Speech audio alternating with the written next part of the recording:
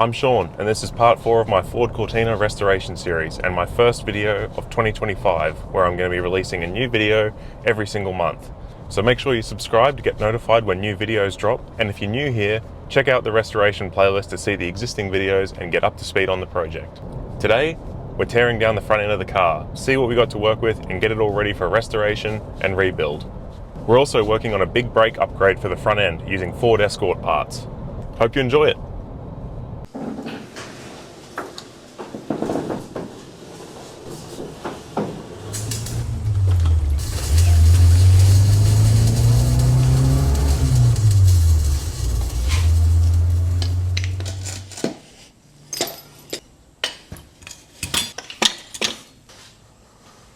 Here's the front subframe, steering and suspension components from underneath the front of the Cortina. Let's strip it all down and get it ready for powder coating.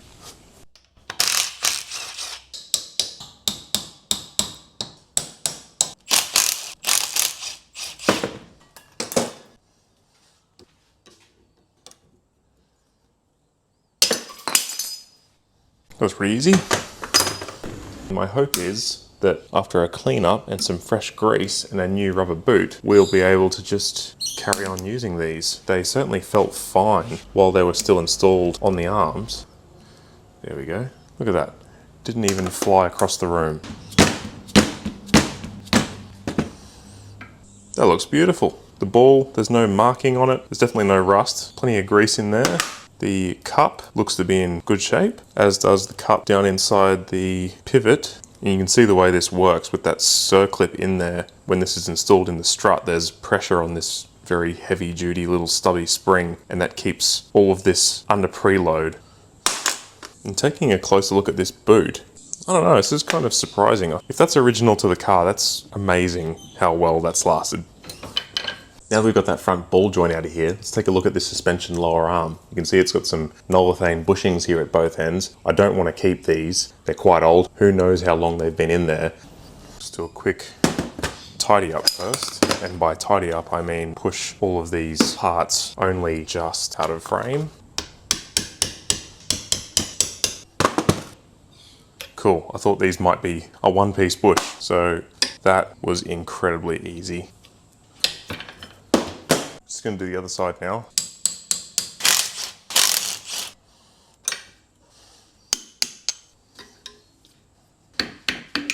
Two from two, that looks really good. Happy with that. Let's talk about brakes really quick before we continue with the strip down. You may have seen in that first clip that the brake rotors were in fact different sizes, which they are. This caliper and rotor is original to the car. This is a Girling P14. This is off a Ford Escort. This is a Girling P16 caliper. This rotor is about 4 millimeters larger in overall diameter, but it's quite a lot thicker at just under 11 millimeters. This one is closer to 9. This caliper not only has larger pistons, being 54 millimeters versus 48, but it also accepts a much larger brake pad with greater overall surface area, as well as more thickness of the pad material. So I really want to try and use this setup over here. It's a little bit larger, but I have been able to confirm that it does fit under the wheel and it doesn't rub. I found out in my research that this Type 16 caliper was actually offered from the factory for the later Mk1 1966 and 1967 model. Albeit when they did do that, those cars came with a different hub. I don't have that luxury because I'm still running the original hub for the 1964 model, but I don't know if it's because this disc is off an Escort rather than a late Mk1 GT Cortina. The offset seems to be about right and it all fits. There's a chance that I may rebuild both sets of calipers anyway, seeing as I have them, throwing in new seals, pistons, and having the bodies electroplated.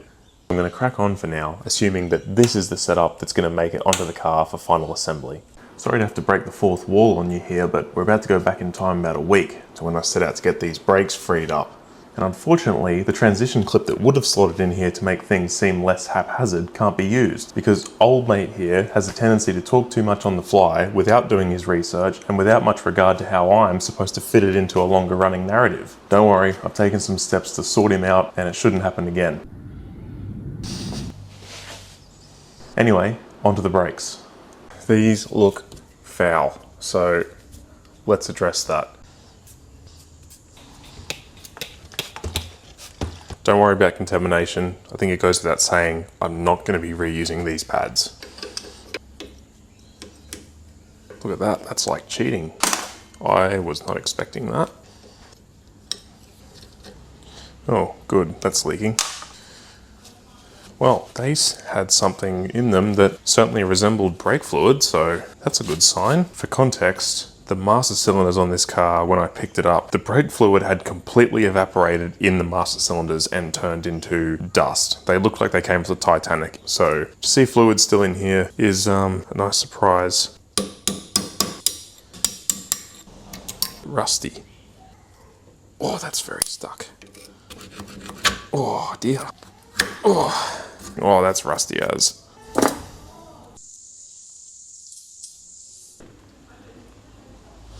Okay, we can't get the pistons to move just yet. Let's maybe see if we can get these seals out and we can soak in there with some penetrating oil. Definitely had their day.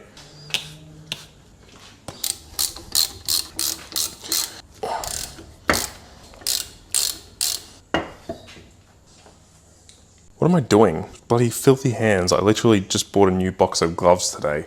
Never mind, can't even wear two of them because the gloves don't work on the touchscreen. Let's try and get this piston to wriggle out. Try the inside out pliers first, which I don't have high hopes for. Turns out that my gutters are leaking. This has not bloody stopped for like 3 days. The irony is not lost on me at all that only a few days ago I was saying the slab now has drainage problems solved. I already shot this piece of dialogue, but the remote pressed itself in my pocket halfway through. So anyway, take two. I'm gonna call it a night on this one. Still pretty stuck in there. Try again later. I think I'll end up bolting them back together and hooking up my grease gun to the brake fluid port, and then we can pump that up and use hydraulic force to push both of the pistons into each other, and that should get them out far enough that we can do the rest with some hand pliers. So that'll be what you see next.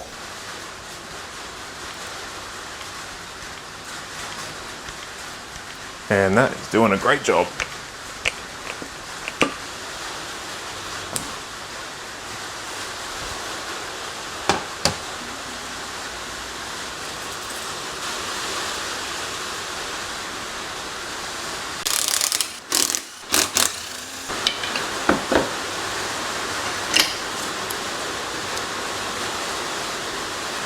Delicious.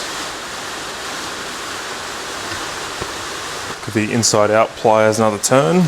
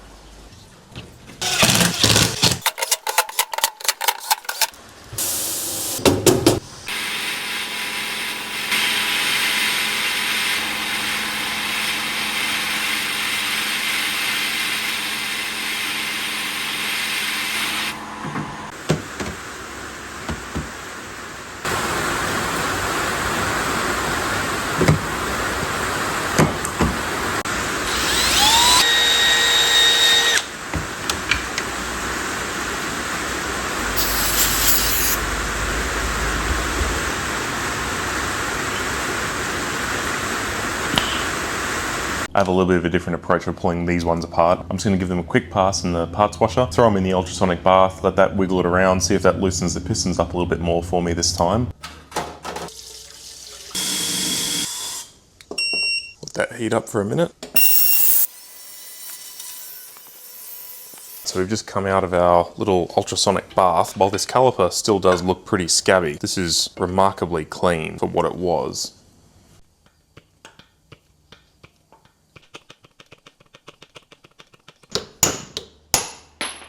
So how's this for a little bit of garage hackery? I got sick of using the grease gun on the other calipers because it was just too messy with the molybdenum disulfide grease or whatever the hell was still in there. So I pulled it apart, gave it a clean, and I've just mocked this up in the vise here. This is just the lid of the grease gun, and I'm just topping it up with some hydraulic oil. I've plumbed it into the brake caliper, and I'm just giving this a few pumps here, just topping it up as I go. And you can see that is working really, really well. I already got the other Type 16 caliper apart using this method, and there's a lot less involved with the cleanup process afterwards, just oil versus grease, much better. All right, that's our bottom one out. That is preferable because if the top one's still too stuck to use hand pliers, we can always throw this in the vise and block off the transfer ports because we still have feed line in, so very good. So you can see I've split the caliper in half. I've got this half now mounted up in the vise. I've got these little foam pads here in the jaws to block off the transfer ports. Got a good enough seal last time, so can't complain about that. There we go.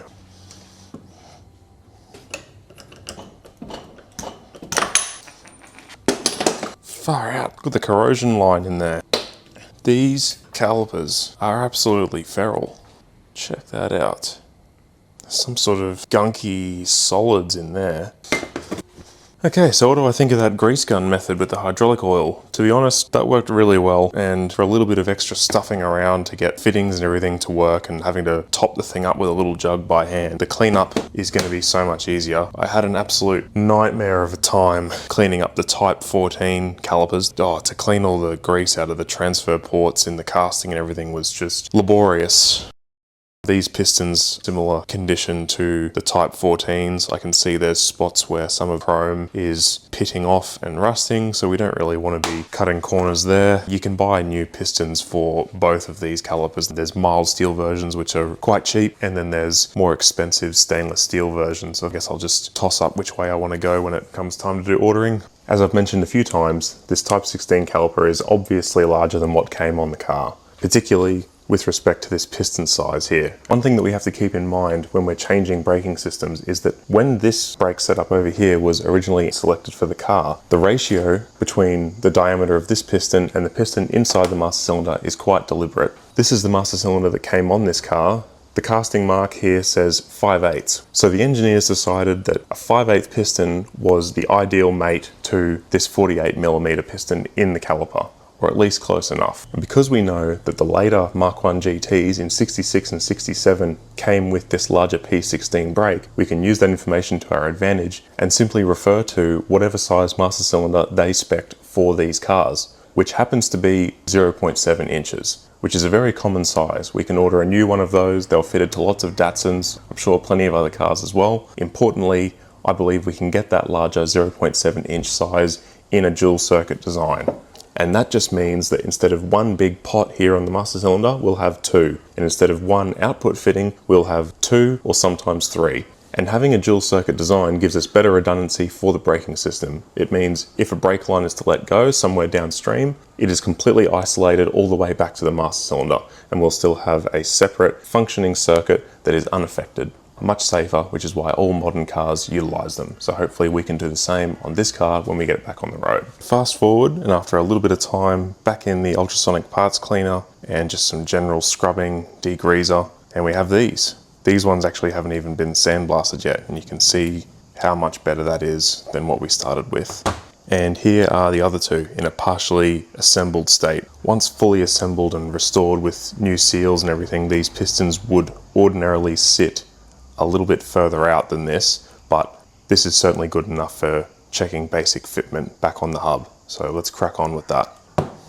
You can see with all this mounted together, the clearance is pretty good. The disc clears, there's enough space between the front of the caliper and the hub. The only thing I will have to do is drill and tap holes in the bottom of the strut one size up so that it can use the bolts that these calipers came with. The locating holes in the original calipers are just ever so slightly smaller.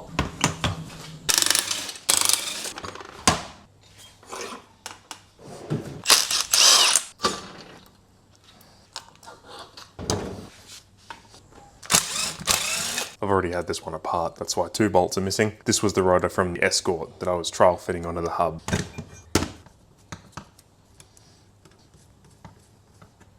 I hope it goes without saying, if you don't know how much tension your springs are under, don't do it the way I'm about to do it. These springs, there is almost no tension on these, and that's because they have been cut, because this car has been lowered. If you're not sure, you should always use a spring compressor.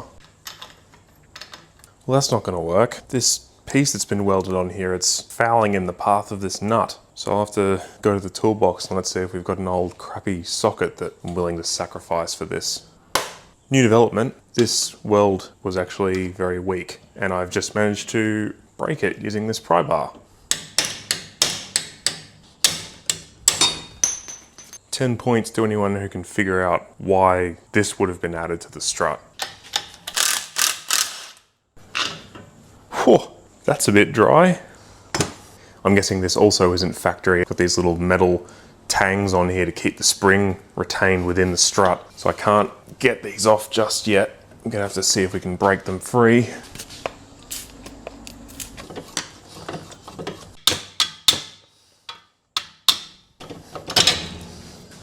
Aha, would you look at that? These appear to be Makita brand super low springs.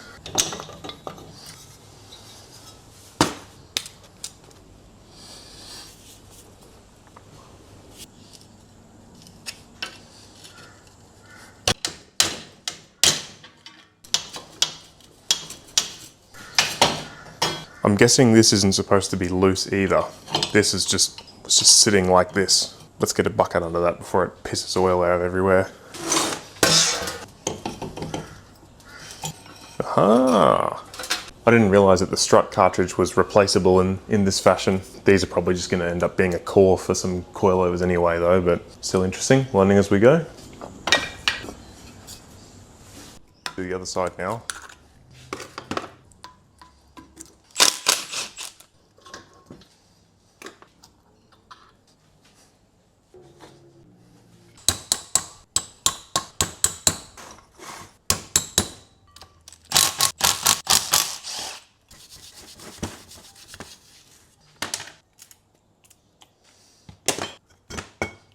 Look at that. That was easy.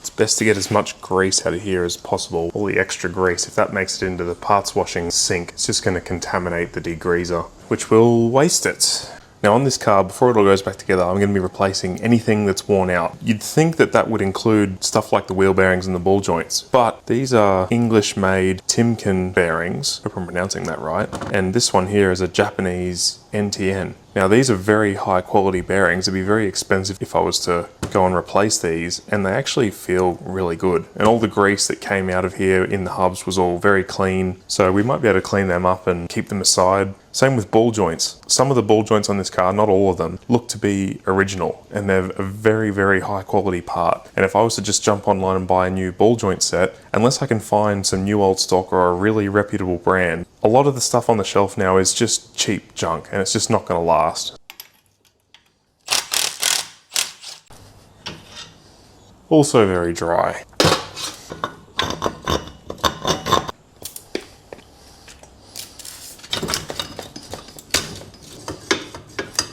That might need a little tickle with a die grinder to get that out. I've just noticed that the two locking rings on each strut, they're actually different. This one has lots of flat sides and the other one had little notches cut into it.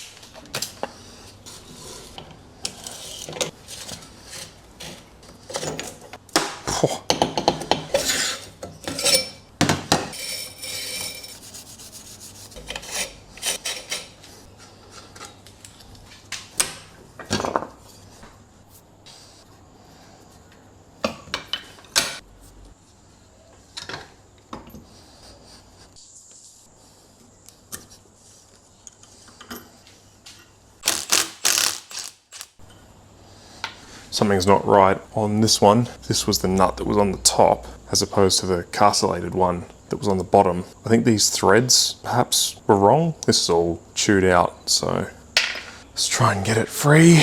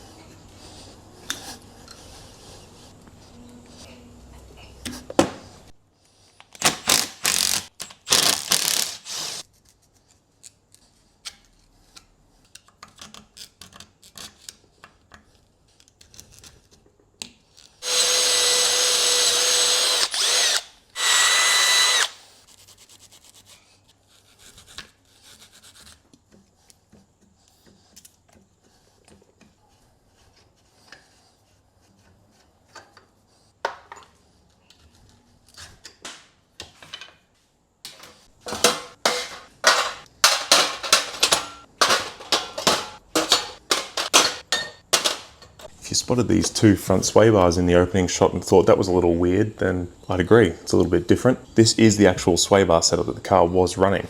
One just directly underneath the other with these bushes joining them. It's a bit unconventional, and I don't know if it was done out of necessity, maybe a larger diameter one wasn't available, or perhaps the rule book for whatever class this thing was racing in specified that you could not go above the diameter of the factory sway bar, but perhaps it didn't say you couldn't just double them up instead.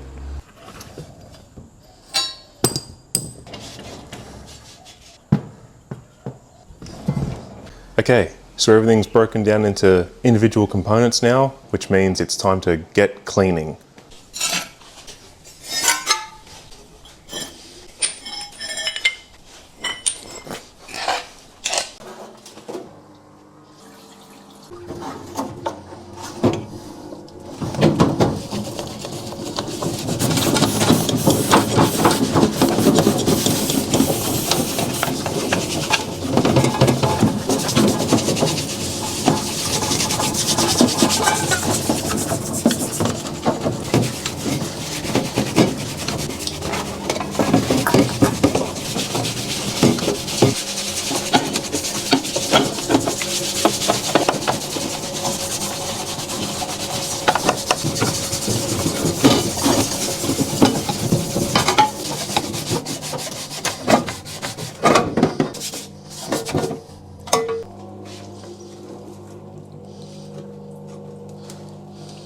Holy smokes.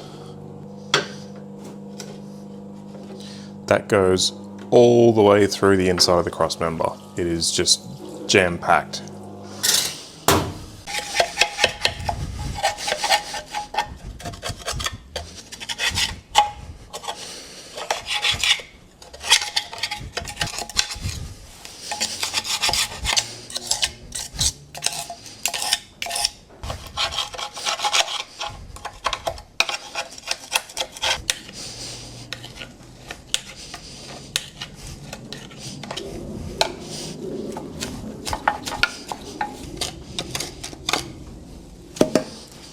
I've pulled out about half a kilo of just dirt from inside here, particularly in this portion where it's all just been trapped. I'd say some of this dirt is 60 years old. I love some of the details that get uncovered once you start getting lost in the cleaning of the parts. I thought this was like the cursive Ford logo at first, but if it is, it's backwards, so it must be something else. If you know what that's supposed to say, I'm keen to know. Speaking of details, it was only after cleaning these steering tie rod ends that you can see made in Great Britain on at least 3 of them. The 4th one doesn't seem to match, but anyway.